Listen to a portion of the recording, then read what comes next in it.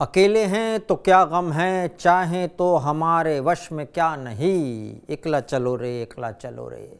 इसी तरह की धुन गा रही हैं मायावती जी। इंडिया वालों के साथ नहीं जाने का फैसला किया है बीएसपी ने, अकेले चलेगी बीएसपी। और इसी के साथ 2 दिन पहले तक मायावती जी को सेकुलरिज्म का चेहरा बताने वाले लोग आज ट्रोल बनकर उनको सांप्रदायिक कह रहे हैं, क्योंकि उनका मानना है कि मायावती जी के अकेले चलने से फ़ायदा भाजपा को होगा।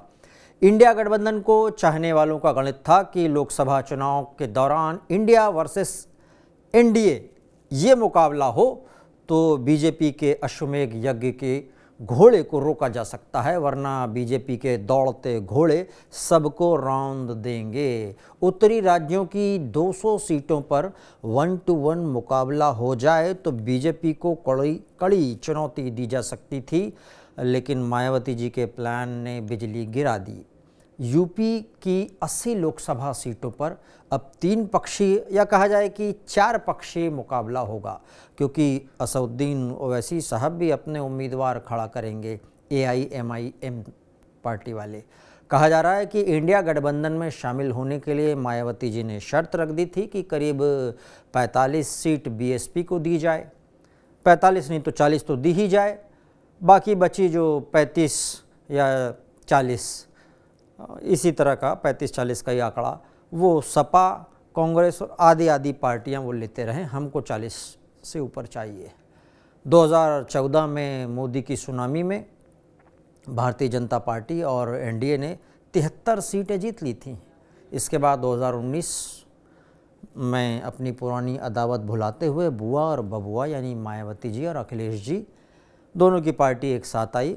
इससे बीजेपी को कुछ नुकसान ज़रूर हुआ, लेकिन समाजवादी पार्टी ने आरोप लगाया कि मायावती जी के कोर वोटर ट्रांसफ़र नहीं हो पाए सपा में, जबकि 10 सीट जीतने के बावजूद बीएसपी को भी बहुत ज़्यादा फ़ायदा नहीं हुआ। पार्टी का दलित वोटर बीजेपी या एनडीए की तरफ खिसक गया और बीएसपी के जाटव वोट बैंक में बीजेपी ने सेंध लगा दी। नतीजा ये रहा कि 2022 के विधानसभा चुनाव में बीएसपी को सिर्फ 1 सीट मिली, जबकि उसकी सहयोगी रहे समाजवादी पार्टी ने 111 सीट जीत ली। बीएसपी का वोट प्रतिशत करीब 13% लगभग 12.88 पर सिमट गया और समाजवादी का लगभग 19% से नीचे 18% और 19% के बीच में यहाँ सिमटा। यानी अब सपा और कांग्रेस का ही गठबंधन होगा इस समय यूपी में। और कहा तो ये भी जा रहा है कि जयंत चौधरी जी का भी हो सकता है, लेकिन अभी जयंत चौधरी जी उन काले बादलों की तरह दिखाई दे रहे हैं जो पेड़ों की हरियाली देखते ही अपना सारा पानी वहाँ गिरा देते हैं, बरसा देते हैं। अभी वो क्या करेंगे पता नहीं है, लेकिन मायावती जी ने अपना स्टैंड क्लियर करते हुए एक के बाद एक धड़ाधड़ एक्स पोस्ट लिखे। पहले ट्विटर नाम था एक्स का, तो एक्स पर लिखा कि एनडीए और गठबंधन, इंडिया गठबंधन अधिकतर गरीब विरोधी, जातिवादी, सांप्रदायिक, धन्ना सेठ समर्थक और पूंजीवादी नीतियों वाली पार्टियां हैं, जिनकी नीतियों के विरुद्ध बीएसपी अनवरत संघर्षरत है और इसलिए इनसे गठबंधन करके चुनाव लड़ने का सवाल ही पैदा नहीं होता। अतः मीडिया से अपील, no fake news please. NDA व इंडिया गठबंधन को उन्होंने धन्ना सेठ वाली पार्टी, सांप्रदायिक, ये सारी चीज़ बता डाली और फेक न्यूज़ फैलाने से बचने को कहा। फिर आगे लिखा कि वैसे तो बीएसपी से गठबंधन के लिए यहाँ सभी आतुर, किंतु ऐसा न करने पर विपक्षी द्वारा खिसियानी बिल्ली खंबा नोचे की तरह भाजपा से मिली भगत का आरोप लगाते हैं। इनसे मिल जाएं तो सेकुलर, ना मिले तो भाजपाई। ये घोर अनुचित तथा अंगूर मिल जाए तो ठीक, वरना अंगूर खट्टे हैं की कहावत जैसा है।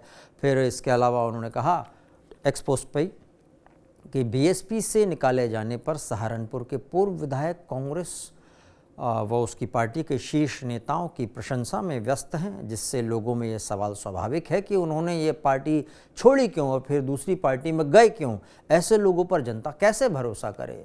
वैसे मायावती जी के एक्स पोस्ट पर बहुत तरह के रिएक्शंस आने भी थे, कमेंट्स खूब सारे आए। कुछ ने उनके फैसलों को सकारात्मक लिया तो कुछ नाराज़ हो गए। एक ने लिखा कि मायावती जी कह रही हैं विपक्षियों से मिल जाएं तो सेकुलर और ना मिले तो भाजपाई। तो दूसरे ने लिखा कि बहन जी एक बात बताइए, क्या अकेले सरकार बन सकती है? फिर किसी तीसरे ने कहा कि यदि बहन जी को प्रधानमंत्री उम्मीदवार बनाया जाता है तो निश्चित तौर पर न केवल उत्तर प्रदेश अपितु दक्षिण के राज्यों में भी इंडिया गठबंधन को बीजेपी से ज़्यादा सीट मिलेगी।